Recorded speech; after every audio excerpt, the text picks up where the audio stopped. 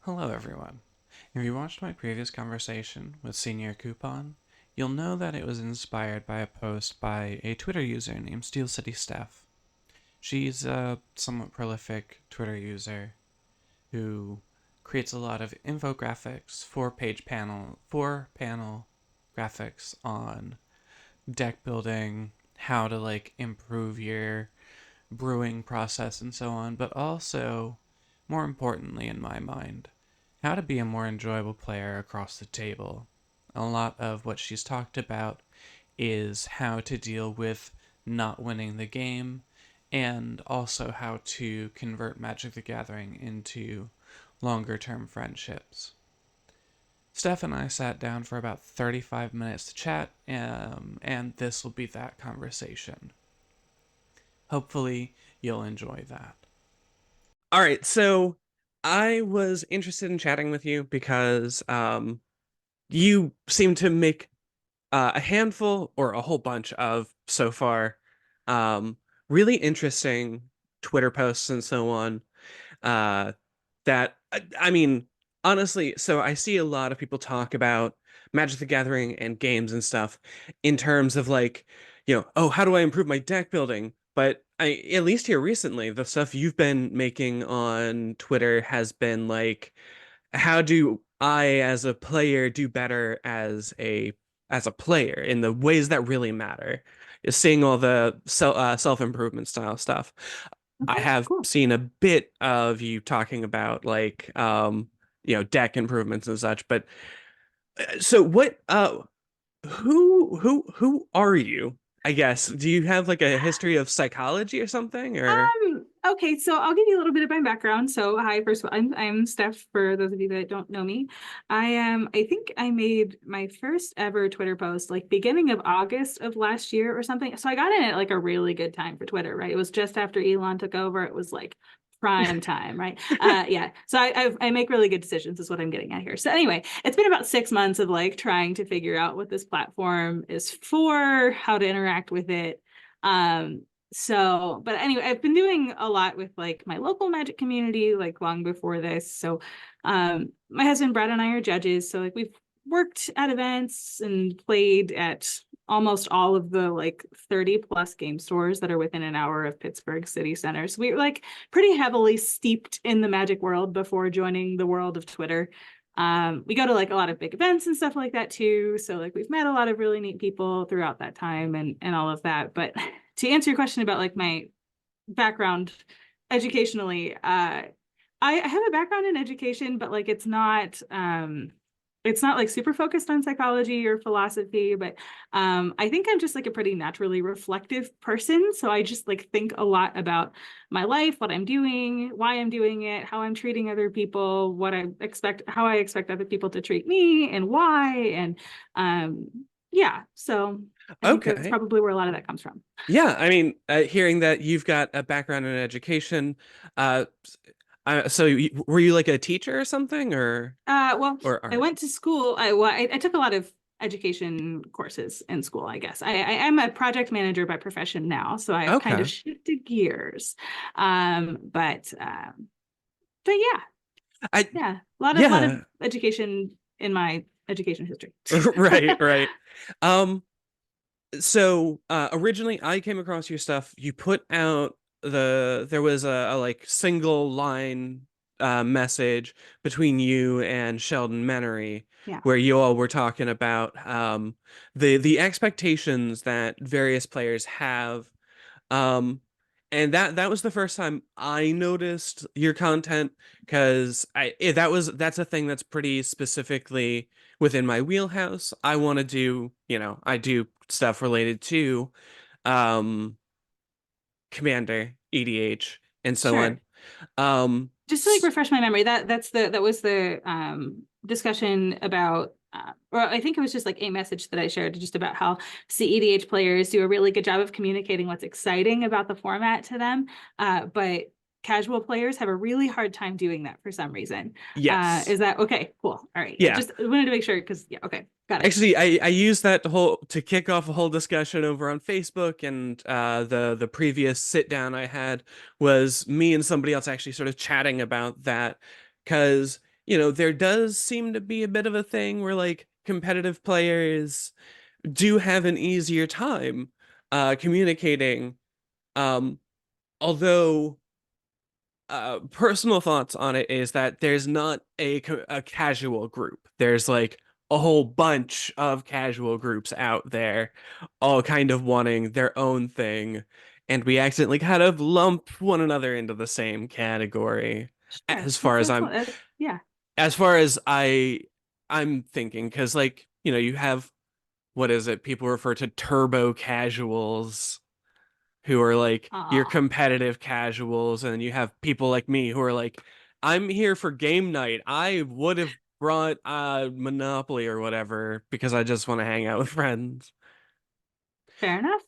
Um, so I'm interested in actually your angle on and on that chat on like what is it that you think might cause the communication issues if you see there being any communication issues actually? So, I don't know that it's necessarily, well, I think the reason why Sheldon felt the way he did, and I don't want to put words in his mouth, but judging from the rest of the conversation that he and I had, I think we shared the opinion that um, competitive magic player, competitive EDH magic players, they want to go at the speed, they want to go at the speed of go, right? They want to, fastest, most efficient way from point A to point B, and that is what is fun about the game for them, right? But if you think about the question of what is fun about the game for me, for basically every other commander player, the people that are lumped in that big casual group, like you said, the answer to that gets a lot hairier because Magic is a really, really, really big game. There's a lot of, and especially in a 4-player game of Magic, which is so much bigger in scope of what can be accomplished, especially with a 4-player game with it's a 100-card singleton format. So there's just so much that can happen in the game, and as a result, there's just so much that people can find fun about it. And so I think people just arrive from different points of view from like what is fun for them. And I liken this a lot to, so I'm a big TTRPG player. So I do a lot of Yes. like Dungeons and Dragons and stuff like that. And I'm a big believer in, from a tabletop RPG perspective, that not every table is for everybody, right? Like, and even if you're sitting at a table with your 4 best friends, it might not be the best role-playing game scenario because you might all just find different things fun about the game, right? You might be coming in, one person might come in wanting to just play a war game and just like fight everything, go from room to room, not talk to anybody. One person might really want to uncover the mystery and spend a lot of time talking there and maybe not kill any of the bad guys, right? And so it really is important in a TTRPG setting to have your expectations, I guess, set, and to have a group that has similar expectations about what they want to have or what kind of fun they want to have in that environment. It's very important there. And I think so too, it is also very important for commander players. And so I think that's part of the reason why I've like leaned heavily into, okay, well, how do we have discussions about what is fun about the game for us, what kind of a game we're trying to play, because I think it's just important that we find the right people to sit and play with. And that might not be every person that's at your local game store. And so I think Commander is best played when you have a group of people who are aligned in expectations about what the game is going to look like. So it's kind of a dance around your question, but like hopefully you kind of know where I'm coming from here. Oh yeah. But no, I understand and I actually completely agree. And like the big reason a TTRPG group might work better than any random pod in at your LGS is, first off, generally you're going to know the people you're playing D&D with. Second, there's a central figure sort of leading everything on. In a 4-player commander game, like nobody's leading this ship. There's no captain here. Well, right, but I mean, I'm a dungeon master, right? So I lead the show whenever I sit down and play these things, and I know from my experience when I sit down at a table with people who have different expectations, it's very hard for me to run a good game because somebody's always going to be disappointed. Yeah. And so I think even though there is kind of like a leader like you mentioned, I think the struggles are pretty similar. Yeah. I think you need to have the same kinds of communication skills about this is what's fun about the game for me. This is what I want out of this experience. does it match with you? Yeah, absolutely. I think no, I'm not gonna. Even if I made myself sound kind of silly, I'm not gonna bother No, you're trying to walk it good. back or anything. Because like, I think that possibly D&D has a bit of an easier time, but that is there's so many strong reasons behind that. So, um, I don't know if you want to go in the if you would want to go more in the direction of talking about your like deck building infographics first, or if you would want to talk about the player infographics first, because I see you have a handful of like interesting ones for both sides here. We can go whatever direction you want to go. It's just you. Okay, You're okay. leading the train here. Well, Wherever you want to go is good with me.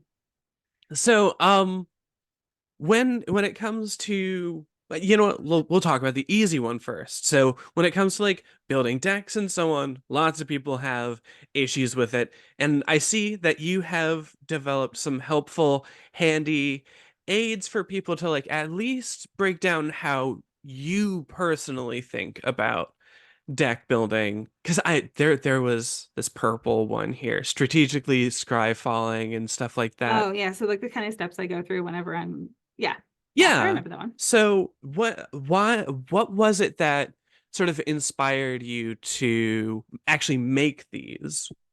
So this particular one, I remember I was seeing a lot of conversations on the internet about like I have this list of 300 cards that I need to get through to make this 100 card commander deck. And I just thought, oh my goodness gracious, how do you even arrive at 300 cards? And so it got me thinking about like how I approach deck building and why is it that I've never had a list of 300 cards um, to go through. And so I find that a lot of people, well, the conversations that I was seeing, the people were talking about how they were overwhelmed, right? They were overwhelmed by all of the different cards that they could put in their deck. And then by the time they like had this list, this like mountain of cards was just such a daunting thing for them. They never ended up finishing the deck. And that just makes me really sad. I feel like if you have a good idea, like you like make a deck about it and being intimidated like before you get to the final product, I just feel like there's probably a better way to do it. And so I was starting to think about kind of how I get there. Mhm. And yeah, so like the slides, if I remember correctly, I talked about using Scryfall's syntax guide because their advanced search doesn't always or doesn't have all of the capabilities that Scryfall actually offers like Right. as populated options there. You can search by all kinds of different things with the syntax guide. And so like the idea of getting more specific with your Scryfall searches, I think is really important. I think Absolutely. that like people maybe are maybe not selective enough whenever they're going through cards. Like if you're building a humans deck, you don't want to just put all of the humans forever and for always in your colors in your deck. You What do you maybe mean? Come on, we could just throw and we if it says human, it's going in the deck. Like yeah, but like everything. that's how you get to 300 cards or 400 for Absolutely. humans. It's probably more in the neighborhood of thousands. Yeah, but just like the idea of being more selective about it as you're adding things to your Mox field. Like don't just add everything. Like have a little bit of a filter and have an idea of what you're kind of going for as you're going through. And then once you get your stuff in a Mox field, use Mox Field's custom tags. I rely religiously on Mox Field custom tags. I used custom tags for building one deck, and it was so nice. Let's not talk about how many decks I haven't used it for and have sat there having a fucking splitting headache Uh, from looking at this pile of cards going, no, I'm sure these work together in some way. When the deck is together, it'll be fine. It'll be fine. I have it Listen, figured out. if it ain't broke, don't fix it, right? And that's I'm Right? a big believer in that.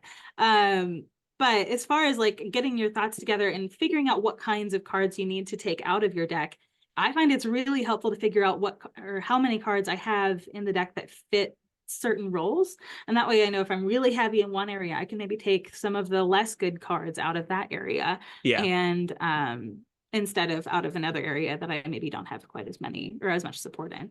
And so yeah, that's Okay, so kind of what that is. I'm actually kind of curious. Like, how do you tend to play? Like what kind of styles or whatever? Do you have like a general style that you tend to play with?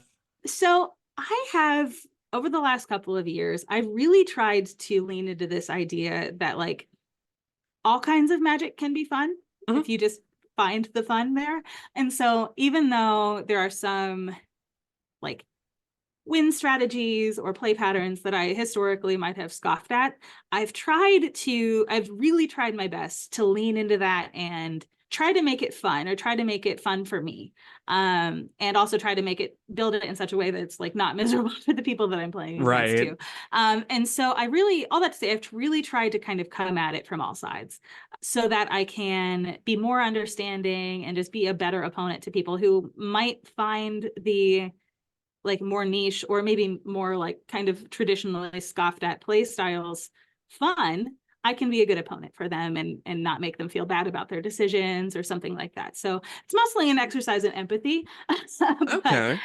the my preferred play style, I think, in an ideal world, I would love for there to be a really niche creature type that has just the right amount of support to make something viable, and then like a few spicy support spells in there to make it actually like able to win a game.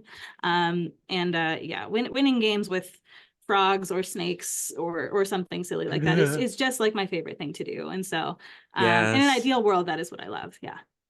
Oh man. In fact, I want to see the frog tribal deck. That would be fucking. Oh, that'd be so damn cute. That Just was have. one of my exercises in empathy decks. It wins with Thassa's Oracle. Oh, It's okay, not a combo okay. deck. It is not a combo deck, but it is Grolnok the Omnivore. And we just try to put as many things in exile with croak counters on them as we possibly can by turning as many frogs as we can sideways, and then trying to find Thassa's Oracle or Jace or something like that somewhere in there. And it's like one of my favorite decks. That sounds absolutely hilarious. That sounds like an absolutely wonderful time. But I like it. It's so better than it has any right to be too, that's which is funny. it. What's the croak counter? What do they actually do once they're in So exile? Grolnok I can't. says that whenever you attack with a frog, you can exile the top three, or you put the top three cards of your library into your graveyard.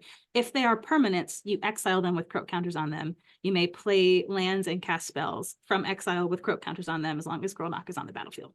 Okay, okay. So he gives So you like an extra hand. exactly. But it also just takes a lot of stuff out of your library. Right. You get your frog stash. Mhm. That is fantastic. God, Yep. the you know what? People complain about there being too many legendaries, but at least there's a lot of fun creative designs. I'm There just a sure little are. frog boy. Hmm. Um okay. So personally, well, deck design and so on is not exactly easy. It's got its own complications. Personally, I do tend to think that the second thing, the thing that I've seen you talk about more here recently is the like kind of harder part of the game, and that is being a fun person to play against, being Okay, sure. an enjoyable person to have on the other side of the table. Because I'm sure we've all played in a lot of games where a lot of salt gets added beyond the mix. Hmm. Um, and recently, like I said, you've been making up these infographics talking about like how to be a better player. Going through your stuff earlier, I mean, I'm seeing this 4 point PowerPoint presentation you have on the second place syndrome. Yeah.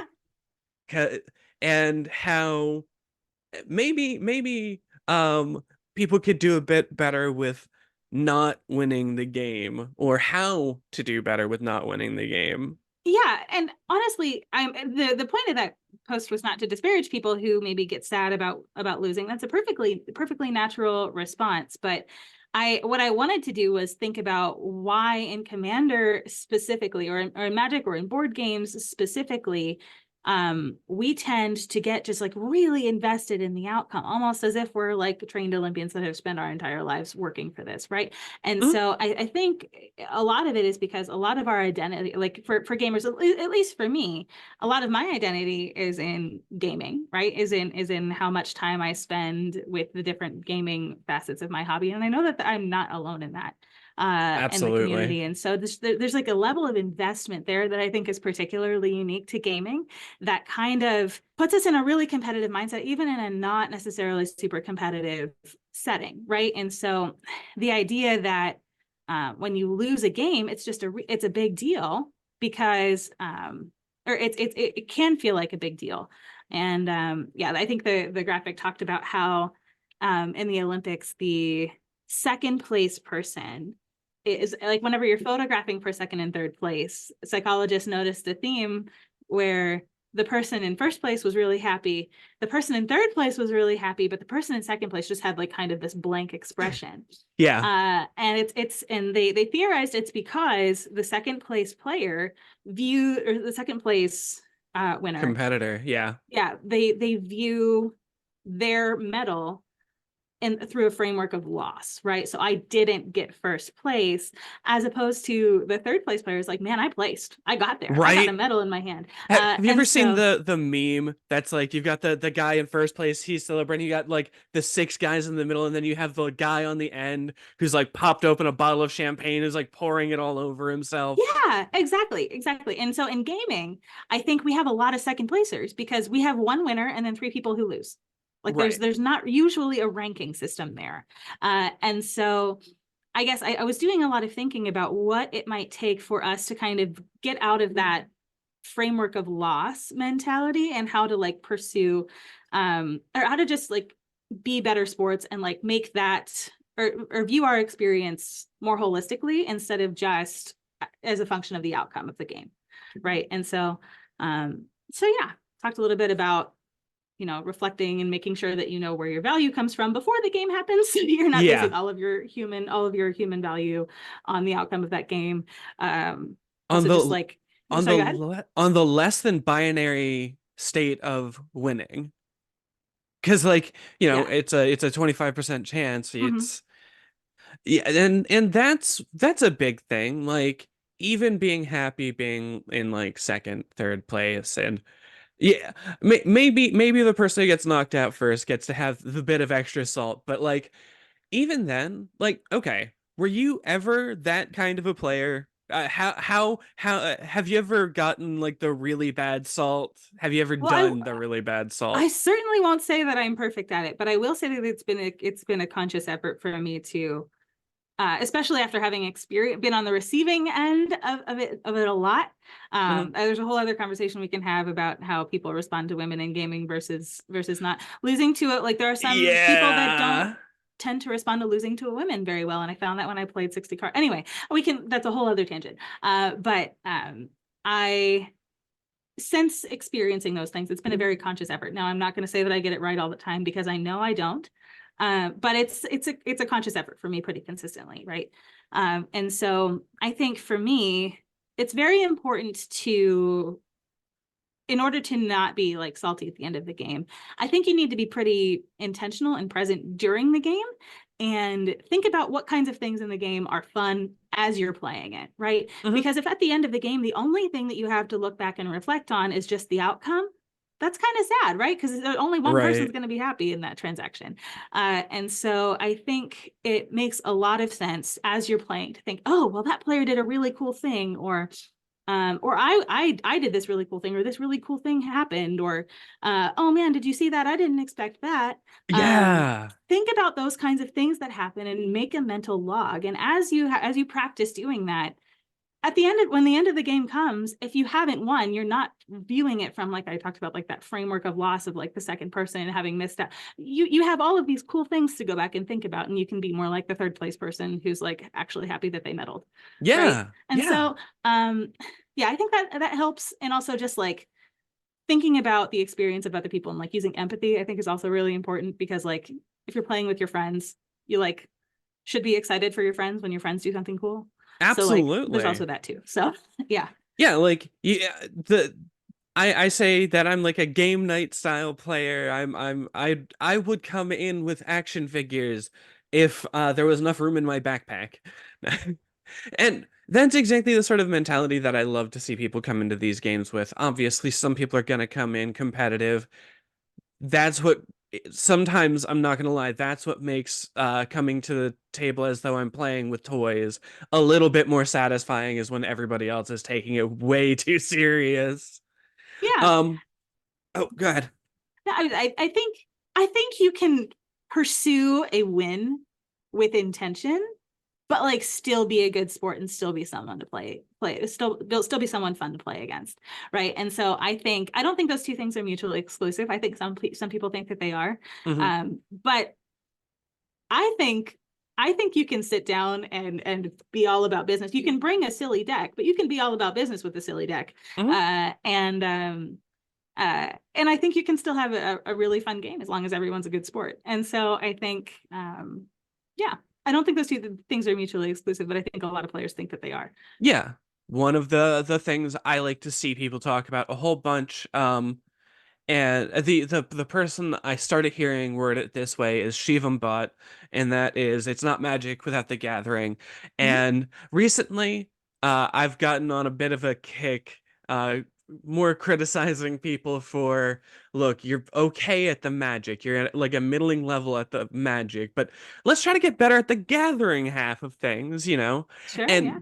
And that was one of the things you kind of just put up here recently, is um about using magic to make friends, connecting to other human beings, the actually connecting with the human across the table. I thought that's one of those things that is incredibly valuable. I was actually really excited to see that went up like not even that long ago. Yeah, Oh that yeah, was that just was last night. yesterday.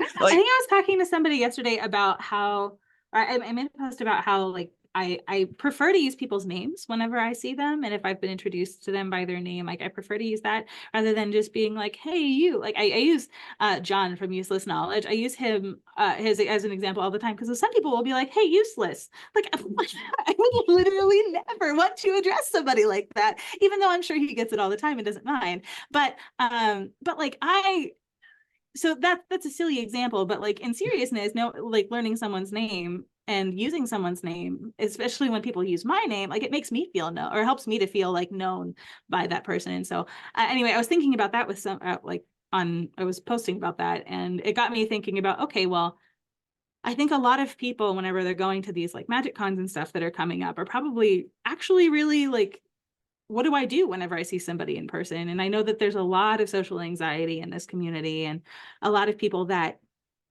whenever they get up to or they walk up to a person and they meet them in person, their first thought is, I can't blow this, I can't blow this, you know, like they just get really in their heads about it. And then whenever they have a conversation, they don't really know how to kind of dig in to make that bridge between you know, online interaction and like real life friendship.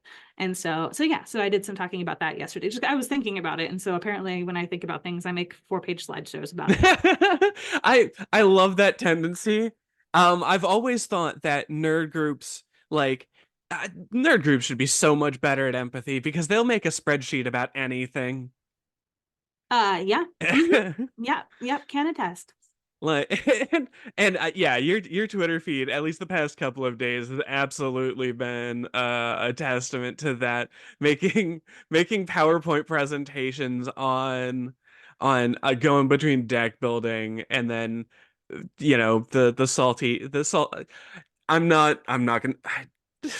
Sorry, the way my brain worded that was salty seconds, which is not the way you want to No, word it's that. fine. It's fine. Um, But yeah, like I find that Twitter, one of the things that I've had trouble with this platform is just like the idea that um everything is so short form. And so, and that's by design, but I'm like, I don't know if you notice, I'm a talker. And so I think a lot about things and I want to talk about things. And so I just find that there's some limitations there that I was like not sure how to navigate when I wanted to like communicate an original thought to the world. And so yeah, I kind of defaulted to these little screen grabby graphic things, and yeah, it's working out. yeah, and I mean they're really really nice.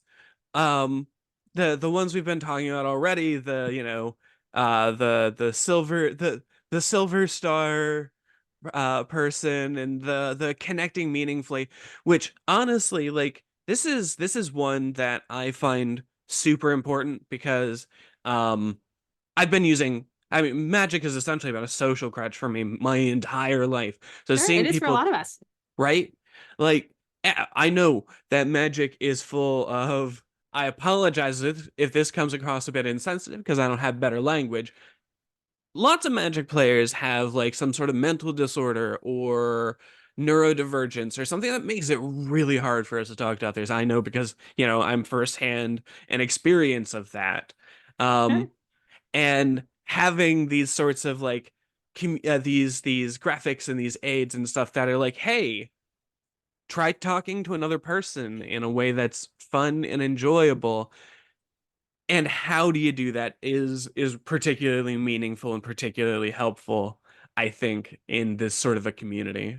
Sure. Yeah, no, I agree with you. I find that the more people that I meet and like get to know, the more I learn that like there are lots of people who struggle with this and who are just like eternally concerned that they're doing the social thing wrong. Um, and also just find themselves with it's kind of a hazard of gaming friends. I find it's you have a lot of people that you see all of the time, you spend a lot of your time with, but because you're connecting over a game, it's difficult to kind of bridge the gap between even just gaming friends and like people who are going to be there for you when your life is in turmoil, right? And so like how do you make real friends out of people who you play games with or people who you interact with on the internet? And yeah, I think it starts with having meaningful conversation. And so I thought about what a meaningful conversation looks like and what it takes to get there. And so that's what I did. Yeah. This is so for a while there, I used to do debates and stuff online, Mhm. arguing with other nerds online. uh Seeing a lot of the stuff in the magic community, seeing all this open positivity as opposed to the space that I previously occupied, has been really, really nice. Seeing somebody actually talking about, hey, these are the this is what emotional maturity kind of means, has been really, like, your Twitter feed has been absolutely lovely. um I'm glad that you've enjoyed it. like, this is one of those things that you vaguely alluded to, you touched on a little bit. I think in men's spaces in particular, something like this could be kind of important because as far as I've seen in male quote male centric spaces, which gaming used to be, is luckily becoming less so. These are Sure the is. kinds of messages that that dudes kind of need to share with one another, and like, or other people need to like lob into dude related spaces, because oh my Sure. god. Sure. Yeah. And I think there's just yeah, the neurodivergent the tendency or the high incidence of neurodivergence in the Magic the Gathering community or just the gaming community in Yeah, general, I think also lends itself to just like a lot of even when you're talking to somebody, it lends itself to you just like overthinking, okay, well then what am I going to say next? Or like, what can I ask about next after they finish answering this question? But like you're so focused on thinking about that because you're so nervous about it and you so want the conversation to go well that you completely miss what they're saying and then you fail to actually engage and like be present with them while they're speaking. And so I think that there's just a couple of roadblocks that I think that if we kind of got out of our own heads a little bit and realized that how we were handling the situation was actually inhibiting us from connecting rather than helping us to connect, I think is helpful. And I've had some training on that and from a communications perspective. And so like I know I have a lot of not a lot of knowledge. I don't want to say like I'm like an expert or anything, but I have some tools in my toolbox for this. And I figured that while it's not going to be helpful for everybody in every social situation, I know it's helpful for me. And so I figured maybe it'll help somebody. So glad that you found it absolutely. helpful. Yeah. um all right, so we're looking at about 5 minutes left. Sure. I don't know if there was anything else that you were like particularly interested in talking about. I mean, honestly, just the just Magic the Gathering is one of those things I could probably just keep chatting about forever. um but was there anything else that you kind of had thought of that you would like to talk about with in regards to magic? Um, I didn't have anything that I like felt like I needed to get off my chest. Is there anything that you wanted anything else you wanted to ask me about? Not for the moment, because we're, like I said, we're looking at about 5 minutes, yeah. 4 minutes, 5 minutes left. So, do you, outside of Twitter, create content anywhere or anything like that that we can shout out? I don't. I am famously not a content creator. But my husband Brad and I do tend to get asked to play on people's streams pretty frequently. I don't know how we Okay. got lumped into that, but like I think of the 31 days this month, we were on stream for like 19. We planned to be on stream for like 19 of them, and I don't know how I did that to my January, but I did, and fortunately, I have a very understanding husband. But we're basically on Twitch a lot on other people's streams, so you can find us there. I have a link tree on in my Twitter profile, so everything is at SteelCitySteph. So you can find me basically anywhere there. Brad and I have a shared Moxfield account. That's not SteelCitySteph, it's Steel City Spellslingers, which if you don't Okay. like saying the S sound, sorry about that. And yeah, that's where you can find me on the internet. Okay. Um, and yeah, absolutely. I want people to check those out. Like I said, your Twitter account has been absolutely wonderful to see. Just seeing somebody who seems to be pushing, understanding, and so on Oh, so thank you. much. Thank you for that. I appreciate it. All right.